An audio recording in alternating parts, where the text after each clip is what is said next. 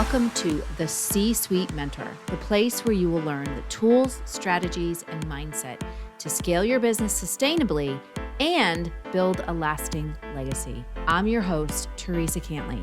As a fellow CEO, I understand what it takes to scale a business to 7 and multiple 8 figures. It's not necessarily what you might think. It requires a complete shift in how you think, strategize, and execute key actions in your business. My mission is to help CEOs step back into the driver's seat of their business by optimizing their operations, empowering their team, and staying in total alignment with their big vision. So, are you ready to exchange everything that hasn't worked for strategies that will?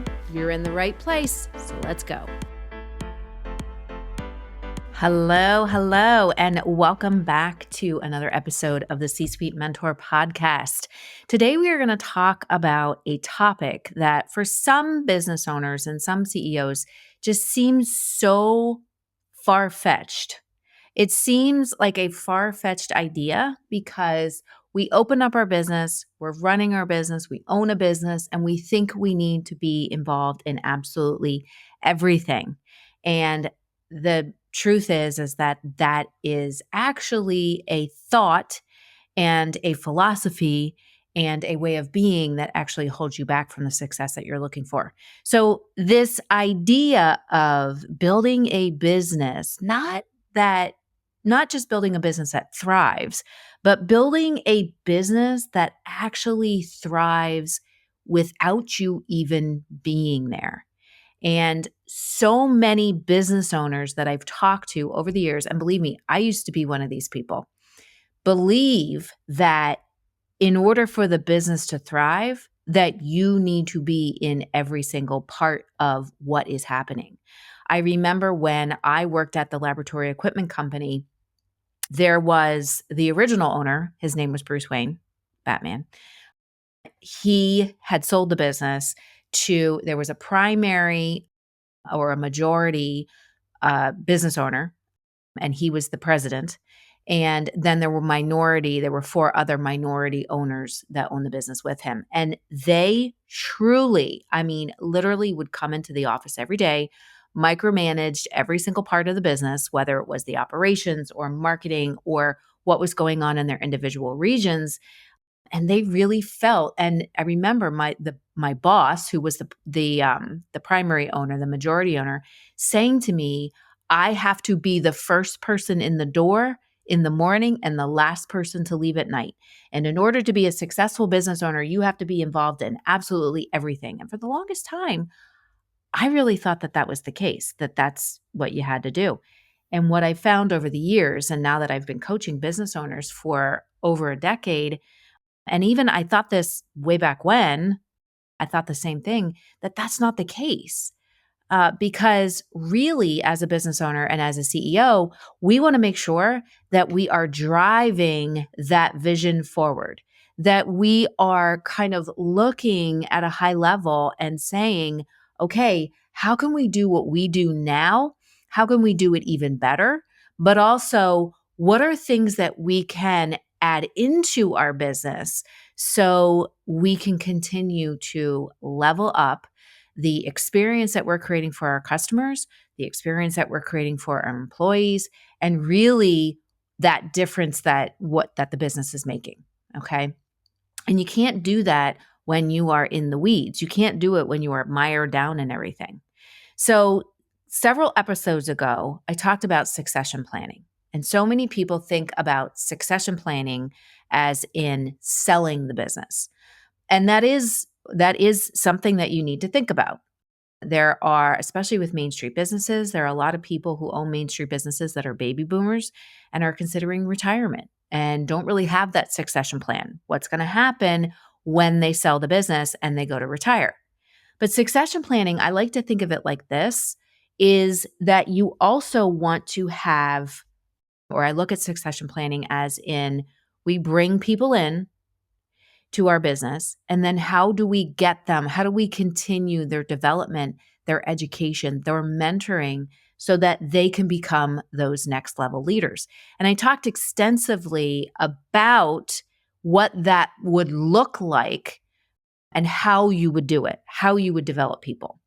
And the three things I want you to think about with identifying who those next level leaders or who are those people who you are going to develop, coach, and mentor. Three different things. People who have come into your business. It might be, I had a client a long time ago, her first employee that she ever hired, that was the person who she identified as her second in command. I had another client that I coached last year, and she had built this business. She had coaches working with her, and she really needed to identify who was going to be that second in command, that COO for her. And it ended up being her daughter. So, really identifying who in your business or who do you need. I've done other podcast episodes where we talk about identifying the roles that you need in your business, not necessarily a job description or a position, but the role that you need in your accountability chart, in your org chart, that is going to help you move your mission and your vision forward. Again, we will attach a link to the succession planning episode and to the defining employee roles in your business in the show notes. But today I want to talk about, how do you identify these people? What are the traits that you need to look for? Not just how do you develop them and actually going through the plan of developing them, but what are the traits that you look for to develop these next level leaders? And like I said, there's a phase that you go through once you have them developed or once you have them identified. There's a phase of developing, then you go into coaching, and then you go into mentoring, which we're going to do another podcast episode about it. But for today, I simply want to talk about what are the traits that you look for when you're identifying this leadership team that you want to put into place. The client that I work with, that I work to help him to run his businesses. When I first met him, he was doing everything. And he said, I am so burned out. I have been doing everything in my business and my business has plateaued. And I'm not really sure what to do going forward, because I don't think I can put the energy into continuing to build and grow that I've put in so far. And the truth is that what we did was we identified people in his business who were that next generation of leaders that he could develop, coach, and mentor to really build in or build out his succession plan. So we looked at 8 key traits, and I'm going to teach you what these key traits are. And if you own a business, or maybe you're just starting, or even if you are a leader in a business, I always tell people, you don't necessarily want to stay in the same role. You identifying what your dreams and aspirations are. This is why, as a business owner, as a CEO, you want to have dreams and the vision to fit other people's dreams in it, because that's how you can continue to build the succession plan in your business to take people on a journey and have them have a career path, a development path that helps them to continuously grow and achieve whatever goals they have or dreams they have.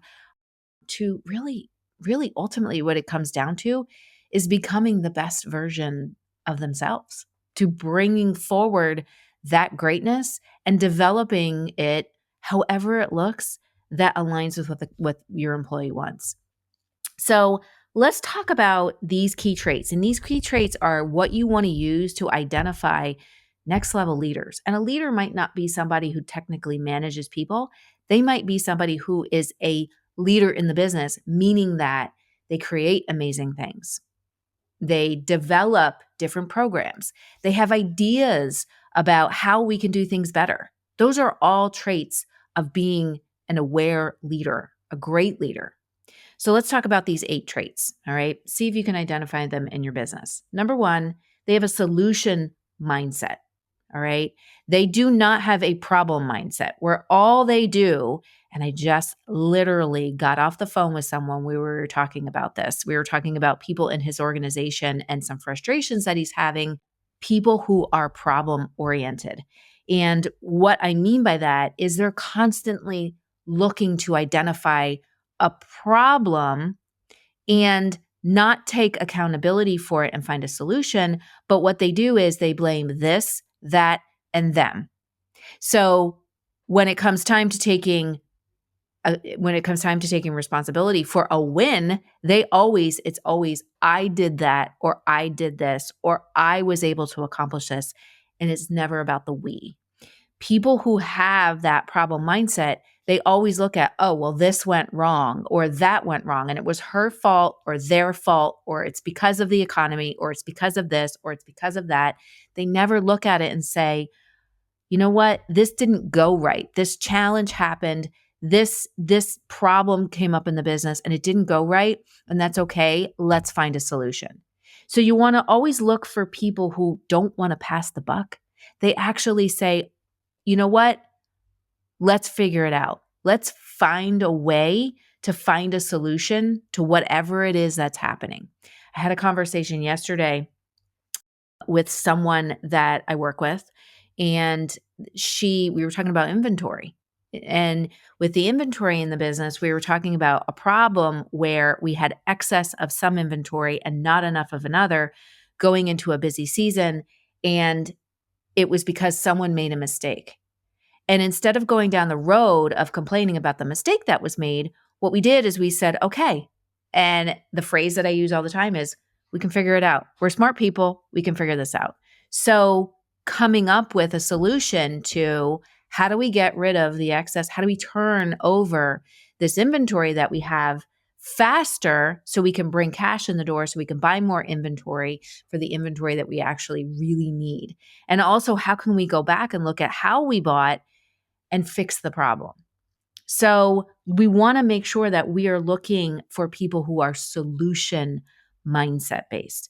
We also want to make sure that we are looking at people and finding people who are future focused and growth minded. All right. They are not making decisions based on what is happening today. They're looking at it and saying, how can we make a decision, or how can we do something that we're going to be, that is pushing us into the future? In it like this, when we are, and this is a big thing, when we are looking at our team and we're looking at who do we need on our team, we don't look at it from where we are today, totally. We look at it in, we want to grow to this level. We want to grow to this revenue level. We want to grow to this impact level. And with who we have today, how do their roles fit in? But then also, who do we need on the team? Okay. Or what is it that we want to do? We have this big goal to launch this product. We have this big goal, going back to the inventory example. We have this big goal to bring in a line of sweaters. And this is where we are today, but this is where we want to go. How can we build that plan in there? So we want to look for people who are constantly looking for growth. They are constantly looking at, how can we be better? Growth doesn't necessarily mean volume and velocity. Growth many times over means, how can we fine tune and tweak so that we can pick up the speed, so that we can get more volume in the door? So they're constantly looking at, how can we do things better? How can we streamlining things and simplifying is a big thing with me, because oftentimes that leads to growth more than adding complexity into a business. Most of the customers that I work with, that I have worked with for the past decade, and they bring me in to fix what's happening in their business, most of the time it's because it's complex. They've added so much complexity that it just makes things complicated. So what we do is we work on simplifying. But beyond that, we want to look for people who are focused on the future. Where do we want to go? And how are we going to get there with what we're doing today?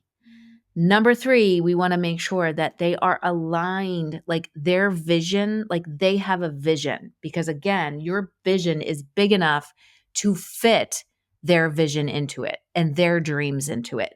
So we want to make sure that they their values. Their values align with the values of the business. If they are not team focused, and they're very like, it's all about them and that's how they are, might not be a good fit, right? So you want to make sure that their vision, their ideas, their values align with what the business is focusing on. If you've heard me talk about it once, you've heard me talk about it 100 times. It is going to be the framework that is in my new book about making sure that we are aligning our employees' strengths with what the business needs, our employees' values with what the business believes in as well, and making sure that we have synergy between the two. Because when we don't, that's how toxicity starts to creep into a business. So, bottom line is we want to make sure that these leaders that we're identifying and even employees that we're bringing into the business, that their vision and values aligns with what the business believes. That is what creates a healthy culture. And culture, I mean, a toxic culture will kill the best vision, the strongest vision, and the most laid out strategy faster than anything else. And what kills that culture is when we don't have people that are aligned, when we have people who have their own agendas, when we have people who only care about themselves, which there are a lot of leaders out there that it's all about them. We do not want that in our business. The next one is that number 4, they stay above the line, meaning no gossip. They're the ones that set the tone for the organization. So we do not degrade or bring down someone else. We do not cut down other people's ideas. When you have someone like that in the organization, and I've talked about situations that I've been in where there have been leaders who gossip, or it's all about them, or they micromanage, or they are control masters, and how that ends up setting a negative tone in the business. And even though something might not be spoken, people feel it.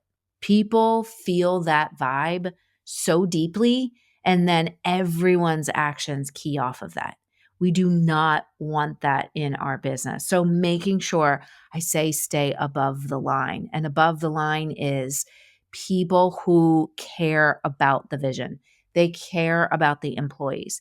They care more about developing people than they do about cutting people down. Super, super important. And going along with that one is going to be number 5, which is they respect the team. This goes back to a way of living, a way of being that I heard an African term, Ubuntu, which is if the collective is great, then individually we're great. So they respect the team. If you stay above the line, you know who you are and you know you are moving from a place of positive intention. You respect the team, that the team needs to succeed. And if someone is falling behind, we address it. We help them to get across the line with us. We don't just leave them like flailing in the dark. This is a big thing when I am working with leaders on developing people, to make sure that they're consistently, it's not have one training meeting and you're done. It's not onboarding new employees and you're done. You're consistently having meetings with them to develop their talent, to pull out, identify that greatness that each one of your employees has, and you're pulling that out so that you can align that with the goals and the vision that the business has. Too often we don't do that. We just plug someone into a role and we set it and forget it. That is not, if you're listening to this podcast, that is not what you're about, and that's not what you're going to do to scale and grow your business and to get your business to thrive without you. This is also, if you follow and you look for these traits in people, this is how you can start to get people who believe very similarly to what you believe in, and really can fuel that growth that you're looking for. When it comes to scaling a business, the 3 things that we always want to make sure that we align: the right people, the right processes, the right priorities. The right people. These are the traits that you want to look for. The number 6 is you want to make sure that they are grounded and level-headed under pressure. There is nothing worse, and I don't know, I have so many stories about this. When people are under pressure and it's chaotic and it's hectic, I've helped many restaurants, and being in the kitchen and you have people screaming at each other, and I was always told, well, this is just the restaurant industry. No. You want to have people who stay level-headed and grounded. When there is challenge, when there is an obstacle, when there is a struggle, when there is a frustration, when there is chaos happening, the worst thing is being in that eye of the storm and not being calm. So finding people who can kind of assess what's happening. This is one of my super strengths, is to assess what's happening in the chaos and be the calm in the eye of the storm. To assess what's happening and saying, okay, and quickly be able to pivot and come up with a strategy so that you can start functioning in calm again.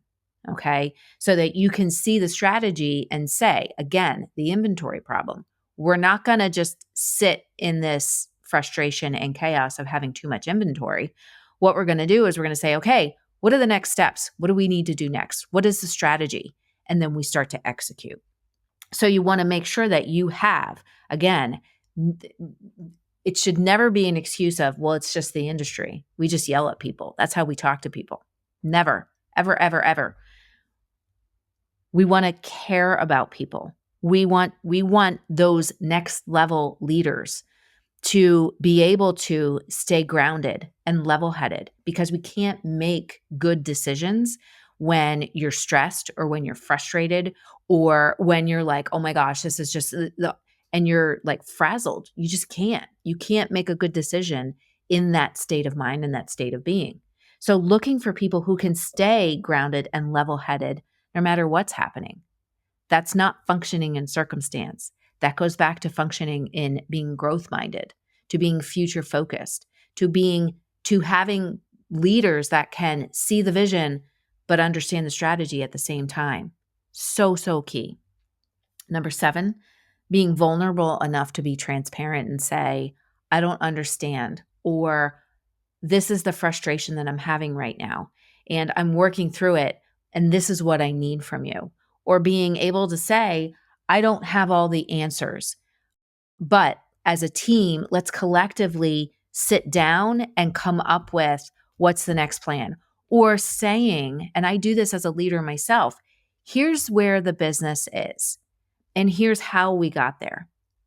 And this is what I think we need to do to move forward.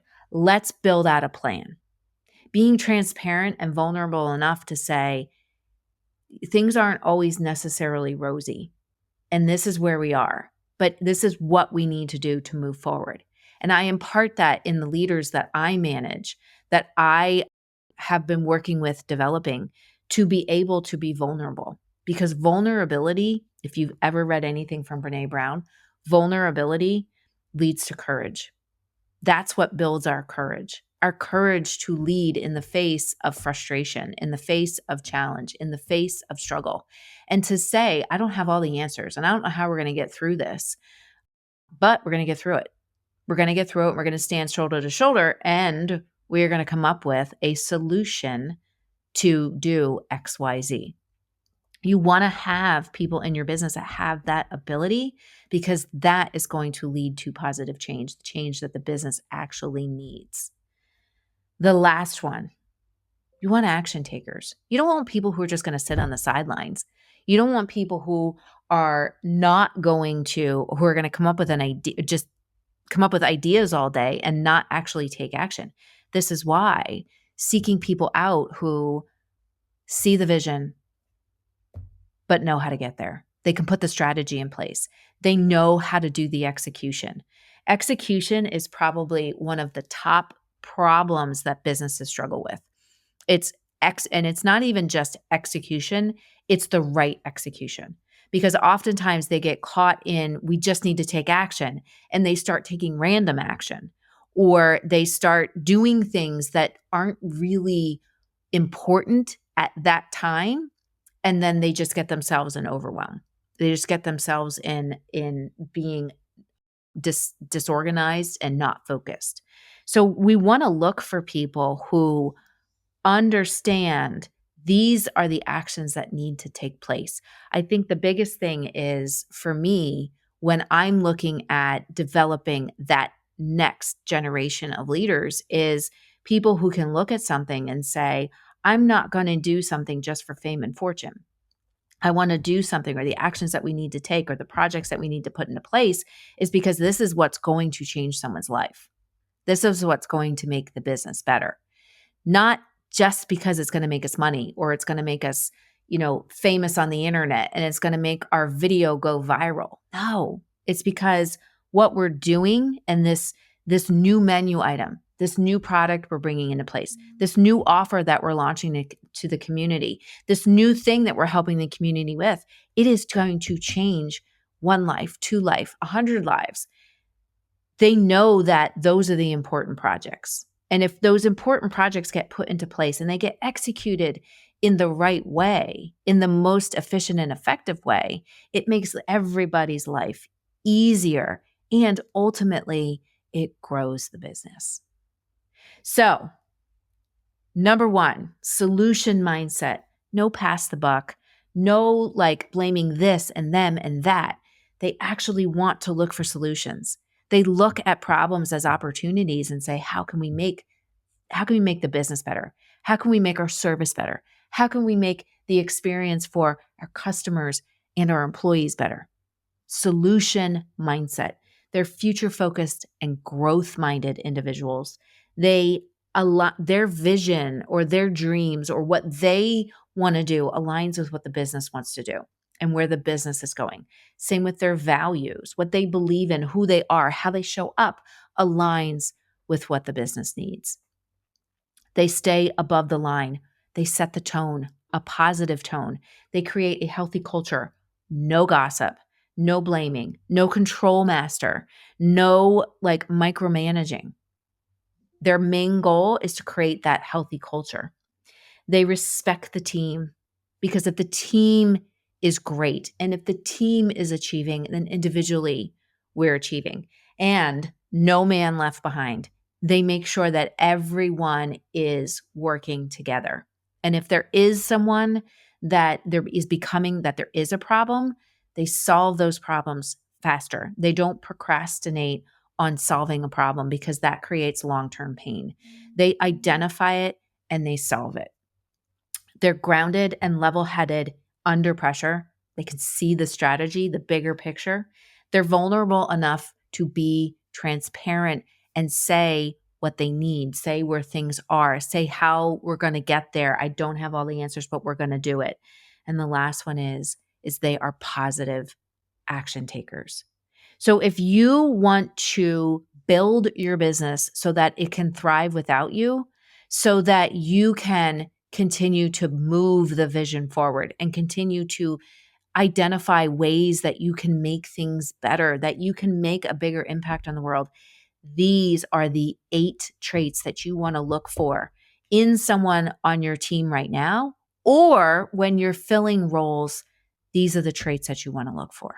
So again, we will link to the succession planning podcast that I did several podcasts ago. We will also link to the how to identify the roles that you need in your business and the difference between a role and a position and why it's so important. But until then, let's look for these next level leaders, because the leadership in this country is so broken. And I believe that if we start inside of our business, if we fix what's inside of our business, we can impact what's outside. So we always want to build from the inside out, starting with you. So hopefully you, as the CEO and the leader, have these traits. And if you don't, it's something you need to work on. All right. Take care and have a great rest of your week. Hey there. Thank you so much for listening. If you found value on this show, please follow the podcast so you never, ever miss an episode. And I would love, love, love if you would leave a review on Apple Podcasts or Spotify for me. Even better, share the show with a fellow business owner ready to step fully into their CEO leadership role. because right now more than ever, the world really needs next level leaders. And by the way, did you know you can text me all your questions and get real-time feedback? You absolutely can. Just text the word CEO to me at 610-215-2838 to get connected. One last goodie for you before I go. If you're ready to scale your business and have a co-creator working right by your side, my C-Suite Mentor Program may be perfect for you and your possible new second in command. Just visit thecsuitementor.com to get started.